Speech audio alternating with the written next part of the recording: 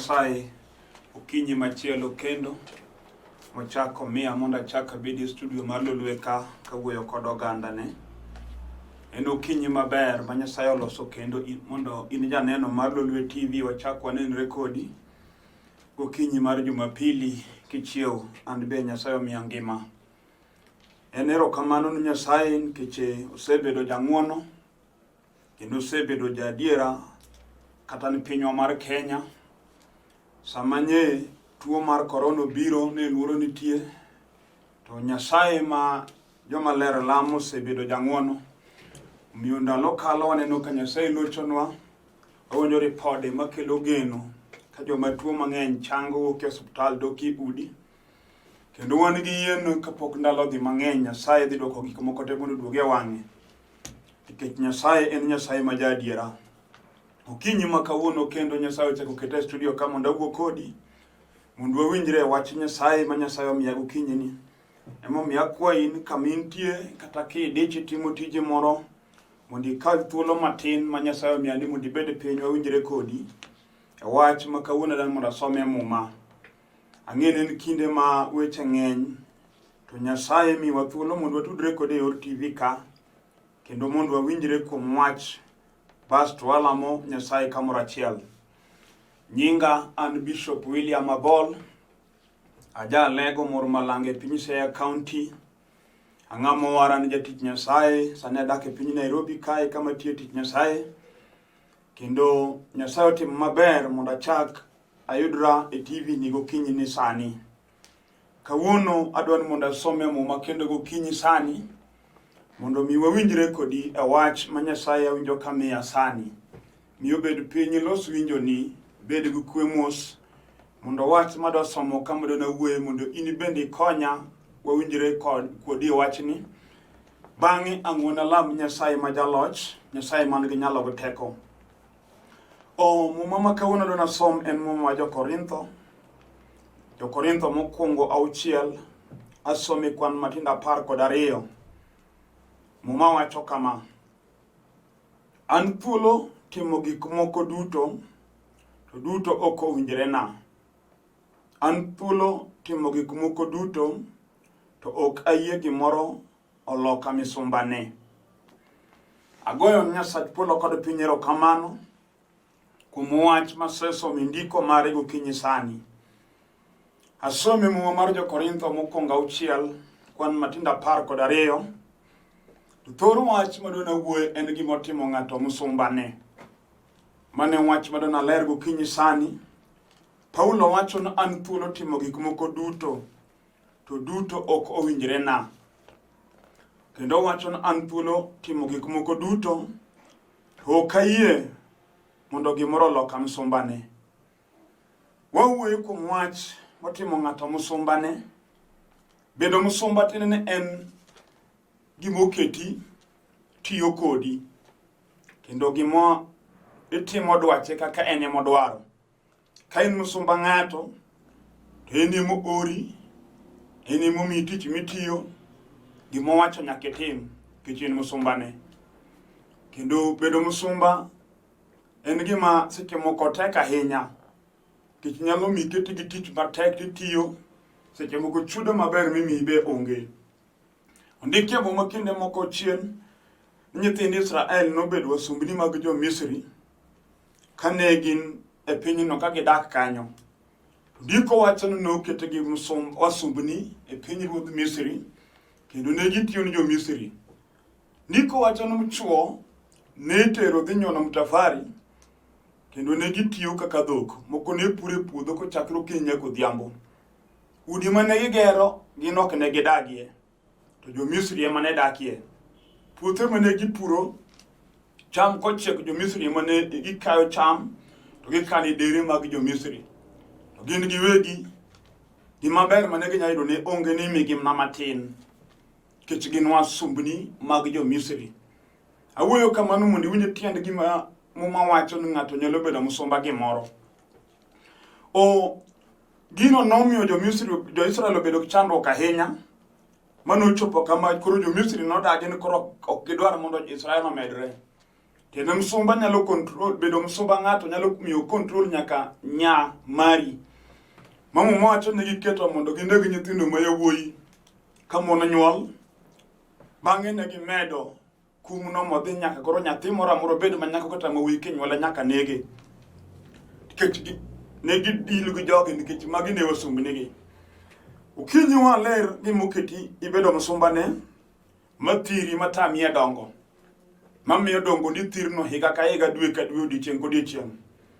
Wan gi joma jachien kong'o timo msumba mar mer kendo gino kete jela sande. Omadho ok nikech ohero to nikech obedo msumba kong'o. Kendo en gima time adier ma seche moko bet piny to ywak. Inya yudo ka dichuo seche moko ka chiew gokinyi ka koro kong'o we wang'e to ywak ma pi wang'e chwere ot kony oywak ni chiege. Onyiso jaode na kia gima tima. Kichan be ok amadho kong'o nikech hecha. To nitie gimoro mapapa ka dhira imer. Kendo kong'o time obedo msumba. Kendo seche moko adier ko bet piny ka seche moko kata ka chulo rento tame. To pesa nyo yudo maber minyo nego chul go ot kata kamano. Gimokete msumba ni nyo time jakong'o ma pesa nyo rumi ba. Kuro dong ka seche moko lando dogo ne dhot kifulu wiye kuote landi. Gino miye chunya let. Kata kamano nikech en msumba kong'o podang no dogo madhi. Gino timi msumba ne. Maseche moko adier modong duk. Pesa mitiyo ge baki gobet piny ki go kwano kati dwa chiel. Tani pesa moro minyeo plot migede. Kuro no tami maendeleo oketi mer. Ibeo chunye ma iye dwaro mondo iwe kong'o kata kamano kong'o timi msumbane. Osandi. Umiyo nyaka nyithindo ma Tokyo chai kechigine ni ng'at maonge maendeleo. Kendo ji mang'eny kwani ng'ama useless mochake nying moko mari. Inya winjo kilongo ni jono ma jakong'o. Mano nying ma jachien omedi komaki otimi msumba mar mer. Iwinjo wan gi yawuoyi manowuok mier e dala. Gidho gari gidhi e town gidhi manyo. Moko nobire piny Nairobi ka moko nodhi Mombasa. Moko Nakuru kata Eldoret kata taonde madongo mag thurwa ka. Sama nowuok dala gi gima nogole nikech nodhi manyo nikech dhier ni e dala. Kendo nodhi manyo mondo gima dokony go dala gi kendo konyre go kaka ng'ama dichuo. Jochende ma kong'o nodhidho kode gari mo jochende go to kochulo fare. Kodhi kode piny Nairobi kata piny Mombasa. Omadhi pinyno kagima kong'o norume gwengi. Ochalo ng'ama kong'o norumo thurgi no idho garo dhi metho kama dhi dakieno. Adiri madho ma jonge ni ma imetho. To mano gima nyalo sandi osiepna mami dog dala gi lweti nono. Yawuoyi madho makwal nyaka lewni mag mondo kaka dhi uso kamer. Moko kato kawo mna loan mar pesa maduong'. Makoro chal ka gima odhi timo gimoro manyalo gole oko. To bedo ni en msumba kong'o miyo pesa mokawi loan otieke mer. Mochak ng'ade pesa tich to e chulo goyi moko nokonye. Jachien kong'o no nyalo dhi ng'ata mipoko go ugo ni nyaki chode. Niyudo ka kore mer timedo dhako bi nie bathi. Kendo ikawo garama mar malaya kata dhako michodo no iting'o msike te wiyi. Niyudo kipango ot manengo ne tek ne dhako mok chiegi. Kendo pesa michulo go odo no malo. Nyithinde skunde ma nyithinde some kata ken gi nyathi achiel kata nyithindo ariyo. Itero skul ma beche tek, skul maber.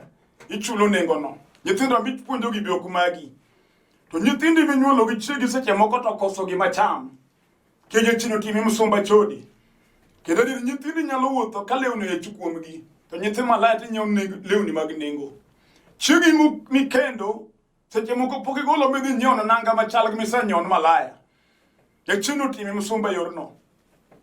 Garama mar mikawo nu malaya duong' molo mikawo nu odi. Seche moko ibet piny iwacho nang'o matima. Momiyo jogo kodak maisha mnego gidagie to jomoko joga ema ketie maisha mamalo. Mano nyalo timre ka tibedo mabunge.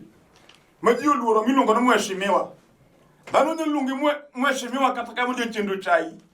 Kendo nyalo dwa nyimo kod wi wach momiyo seche gi pinywa ka, especially luowa ka. Ka jatelo moro mogeno tho. To bang' tho ne kora kipo ka mono sieko moro ka moro gi nyithindo ariyo moro gi nyithindo adek poko nyithindo nyathi achiel. Mago joge mane uluongo ni mpango wa kando. Miyudo ka seche moko koro ber mabetie tok nindo mar jatelo bet ma onge. En ywaruok ma tok tho kora ka ywaruok dwa betie manyaka dhako manyo ng'e ka ching'ani yudo ka koro sike kot yalo go mon manokia inyalo paro no mane life kata kamano chodi okete musombane o sandi maseche moko kata mondo mane loso matin makoro ni dong kar mheshimiwa ka konyo nyithind mheshimiwa koro idhi pog moko dhi Kikuyu moko dhi Ukambani moko dhi Luhyaland moko dhi kundi nikech tim marach mar chode motimo nyaka wabunge wasumbni mano gima nyalo maki makate riek omloyo nyaka josomo mapachgi ler nyaka dakteche machiedho ji inya yudo kenya chiru chodo mako daktari mung'eno kimineko kendo eni mopuonjo ji kung'iso ji no kimirach kiki chod tendo chodi oloye kichumano gima maki otime msumba munyaka daktari be thogo kimwi mano gima okinyal wuok yosepna to kawuono kelo ng'at man gi teko Yesu Kristo mawuod Nyasaye jal mawaro ji kata gino semaki motimi msumba ne manyini be ing'eno okinyal wuok e lwete to warruok ma Yesu wuod Nyasaye nokelo gi rem e msalaba Kalvari ye man gi teko mar goli lwetgi motimi msumba ne no kinyalo winja gokinyi sama yal ni bimini nonri motadieri wet miyalo ndo choma tir gigi timorena to yo minyalo gwe gimotimi no en kiyie kuom Yesu Kristo mawuod Nyasaye en kende mondiko wacho kuom en chieng' moro ka ene msalaba to sama nosechung'et nego tong' ma remo gorigo pukore ka aing'et ne kalor piny tano miye konga wae dhoge to ting'o wiye to wacho norumo en kende monyalo tieko jela kendo onyalo tieko chandruok onyalo goli tich mosumba mjachino ketieno mibedo thuolo mibedo janeno kata bedo mna jachino mamako nyar ng'ato otimi msumba mar chode chukalo kuom gari makale barabara ini jal majitimogo raha e piny kendo isewuotho kuom kabinde gi te onge mapok ilimo jachino kete msumba chode onge gima ber miyudo kuom itiyo tich mar wich kuot kicho makata nyathini kopenjini mama unafanyanga kazi gani to kinyal nyisa tich mitiyo no ma tich matiyo en tich makuodo wi kata in iwuon gino kete msumba omiluonge nying marach nying mar wich kuot e nyingi kata mni era midaki jong'inde dhako mamalaya ibe gino kumorni kendo lit nyahinya kidogo kind monini emo kinyal dhi tedo ka in wechino sembe higa ka higa wachno miyo dier modong' du kata gokinyi makuri chiew sani seche moko nino kuteri gotieno kedhe mondo nind kiparo ka kidong' kendi kind mon ka in ema seche moko itiyo godo chieng' otieno tiduoge ot to tich mitiyo en tich wich kuot mosogino timi msumbane chode dong' kod iuso ringri e kichiem to Nyasaye mayalo gokinyi sani nyalo wari kaka nowaro Maria manyar Magdala dhako manong'en jachode ma piny ong'eyo mogolo chede 7 mag chode kuom Mariam en gi chede 7 ma sembe wik nitie machodo kode wuok tich tie machodo kode tich ariyo tie machodo kode tich adek tie matiyo tich ang'wen eka nitie mar Friday miluongo no Members Day eka nitie ma Saturday eka nitie ma Sunday jochende 7 opangre ni Mariam odiochieng' nyako chodi piny nong'e Mariam kamano ma ji nong'e dhako mokinyal bedo ng'ama igeno to Yesu mayalo gokinyi sani chieng' moromo go Mariam kakoro chodi okelo we chodo chomo go Mariam liel Yesu nowaro Mariam mowen richo ne mobedo dhako ma nyinge ler miluongo nyinge mo makata sani wayalo kwaluongo kata piny oseng'uli ka bigi ji monyamo ng'ule barabara ng'ama dewi onge gimotimi msumano le ndikre kuomi kamoro amora bidhi ong'eyi wachno miwuotho kendi kosiepe be koro loko ni paro kawuono kelo ng'at manyalo chako loko nyingi kendo matiek nying marach ma piny luongi mamiyi nying manyien michak ibed ng'ama igeno kata bed na ji osewacho kuomi weche madongo ma ji osekwani ng'at moko owinjore bed kama ji nitie kech gimotimi msumba sandi adier osembi goyo pagi obagi makamichom onge kawuono wan gi jakel yo Yesu ka Nyasaye chamanamo gingo ni jo Israel ka koro onge kaka gikal luoro mar tho mako gi ji ywak mon ywak chwo ywak nyaka roteke ne gonduru no Musa warumo to Nyasaye ma jabiro chien ka wajate kod joge norao ni jo Israel dho nam kawuono kata ji neni ng'ama orumo kata gimotimi msumano kiti mana ginego nyithindo onego nyithindi nego tiko majuseni ni dhako ma jakisoni madi chumu kendi oseloko paro saneni ga dhako machielo kodwar wachni wacho ni kethone sa kendo weche mowacho hinyo chunyi ichalo jasik dala mokendi ji teoloko ni paro ng'ato kudwari nyaka dayo monyuolo ni chuo mano osiepni tido loko chunyo kudwari iwinjo wachno miyo koyo chami kana chieng' rieny kendo wach miwinjo lit ni chunyi miyo dendi dhero makata chiemo ni e ot. Gino timi musumba ne omiyo ywak usandi. To wan gi jal miluongo ni Yesu nyarombo mar Pasaka, Alpha gi Omega, chakruok kod giko. Manyalo gokinyi sani manyalo rawni kamidong'ie no. Kama kuri beti ya kom kinena gokinyi sani ka chunya letani. Kawecho romo chunyi mbaka migo kuomi chandi. Jirandi wuyo kuomi nyaka jomoko ng'eyi. Ibedo mbaka migo e kore piny kendo kama ji mono chokre kata chuo. Kochak mbaka to nyingi emechako. Ketu piny neno gima timore. Wach lute kodi. Gimutimi musumba momi ibedo ngero migoyo no. Ema kawuono Yesu ochomo tir. Kiwinjo wach manyalo miye kawuono Yesu biro goli ya wach no. Kata bende chidigo wiye mokete musumba ne. Itiyo to go pi oluori ma onge gima ber man kuomi. Inene gowi pile makata yudo pesa rume gope. Kama gope ani be chandi. Ibedo penye plan wong tadwaro muna dua wei kod gope masanda gi mona yudo kaka ngima ro dhi mbele. Kakimero temo tieko gope ke gope med rengi mani. Ishepe ni to gowil maka kanye. Kata ngate mono apiny moketho hap yuto mar lweti. Mono hono ni spirit mar gowi. Omi bandi nyaka gi jomoko nego bandi. Ibandhi gik moko nyaka wet gik moko matino tino tami chulo. Wach no chung kodi. Wach no sandi otimi musumba ne. Itiyo no gowi. Kidhi chamo musara to jogo papango ni line.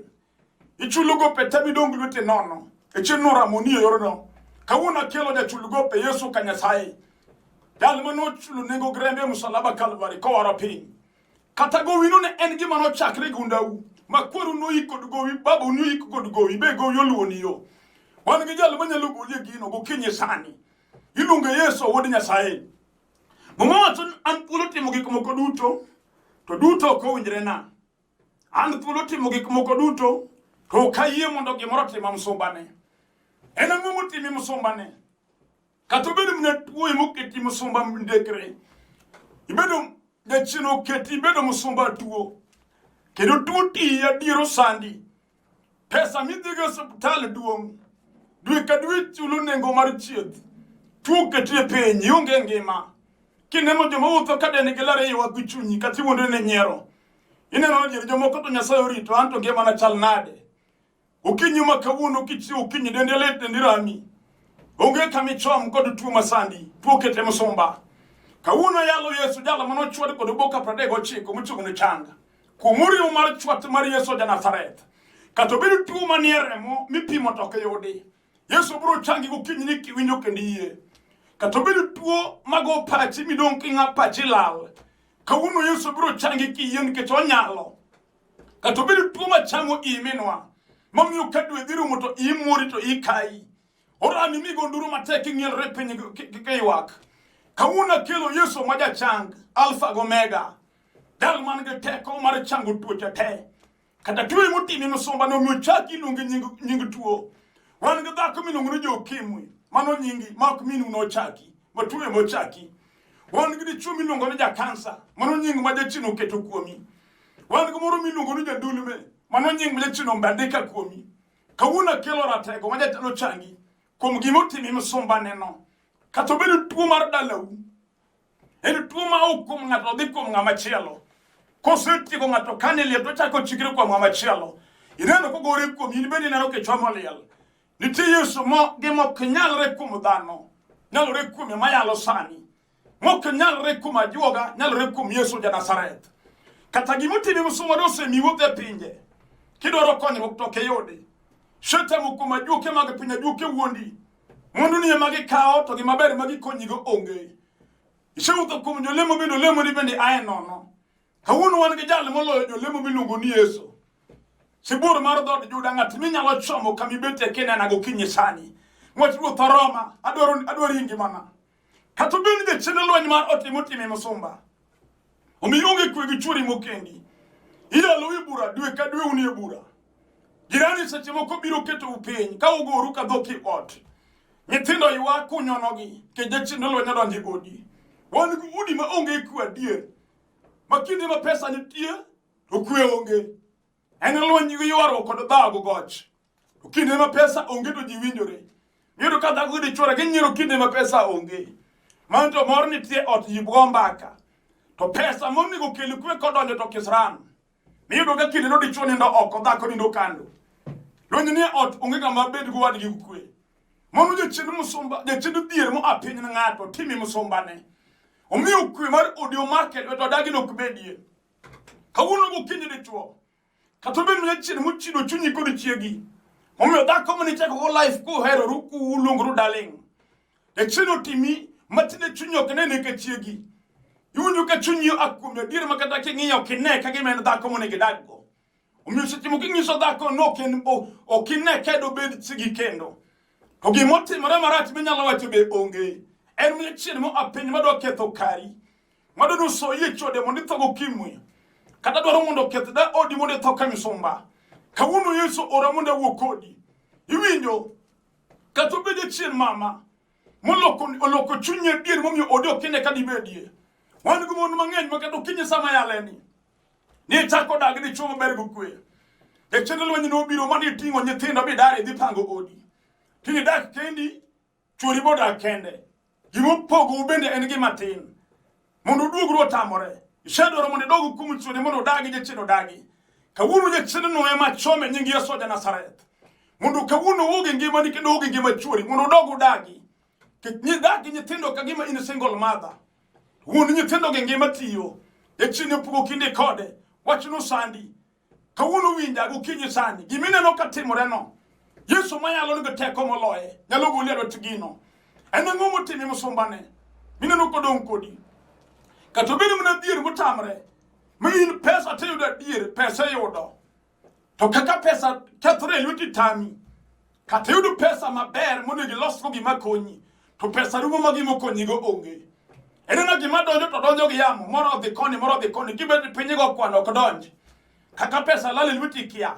Eni gimo se sandiga kinda. Omutini bendi donki ol. Makatizi pango nithi yudo pesa. Tindo ki budget go. Kechingeno kibitimo. Kawuono nyalo Yesu manyalo chingo gima timino. Mutkiti musomba momi ingik moko mitimo kifaulie. Wani gidi. Makodhi olimo ng'ama gitiyogo. Teyudo ka ng'ama gitiyogo dhi mbele moyombe. Seche mo ng'ama dhi mbele moyombe ni yuto mari duong' molo mare.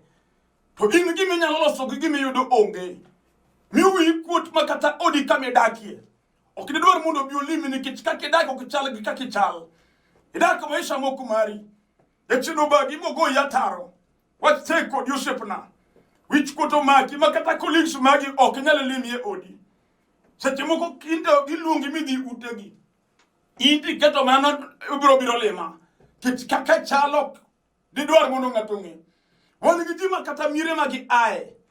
Gine piny ka pango gusiepe gima gimethogo. Kendo samo miel to miel ndi. Kata kamano kochopo nuoth dhi dalau. Tibaro nusiepe ni ok idwar mondo gidhi. Kit dalau chalo bungu. Ka ok chal gi dala gidi chuma kore duong' kaka marino. Mawuotho ka sungore nego pesa. Nyalo bedo go pesa te komo go kamidakie. Thuru onge geno. Wachuno chungi nyimi adier. Nikech kata kipango ni dhi los gimoro dala to kisrani yudi. Magi miopne giloso katimre to gimoko nego timre matimore. Omidong ka pinyo chungu kodi chungo. Ukinya yalo jaduok geno. Yesu wuod Nyasaye. Ng'at monge gima tek manyalo tamo. Kata mane gima timre ni owadwa. Momiyo kata kidhi dala wan gi ji. Mabenga madonga ahinya ma ji oluoro. To kodola dok to ni od nyathi matin. Nyathi matin yemo gedo in gedo tami. Dogi torie kabisa kati office committee. Kedim ipakori kiwacho ni ng'ama duong'. To jachino tami kata gero simba. Ti ng'ama tiyo mayudo pesa. Mano gimotimi musombane. Uloro ni. Katigo ni saruti ni police. In go bunde wuothogo.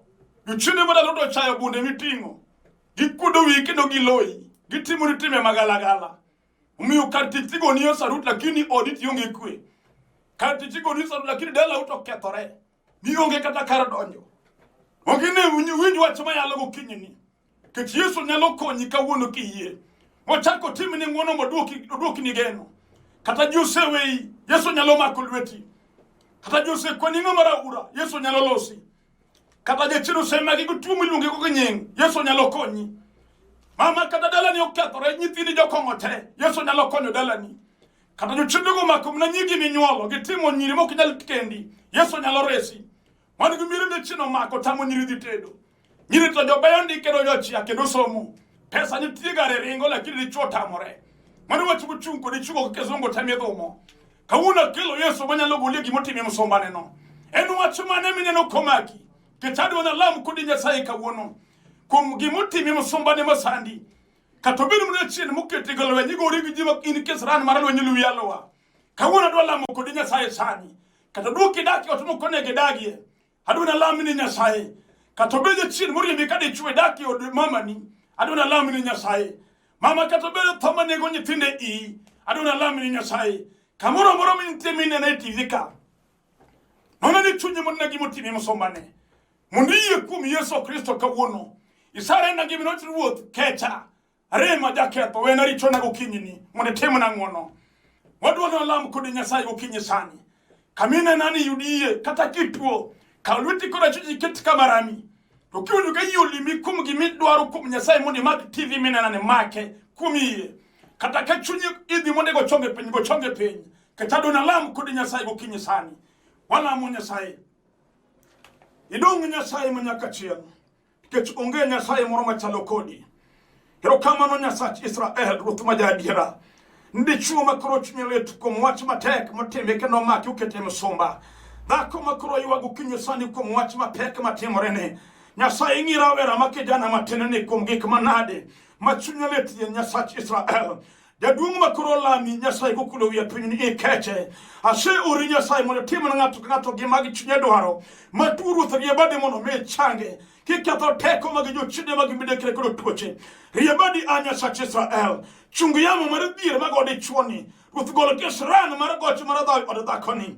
Hera mari muno chaku umgi anya Nyasaye. Timna ngato ka ngato gimachunyose kwa iko kinyini. Kechini Nyasaye majadira. Duonko do paglo chodogni manyaka chiem. Alami ka yeni sati muduto te.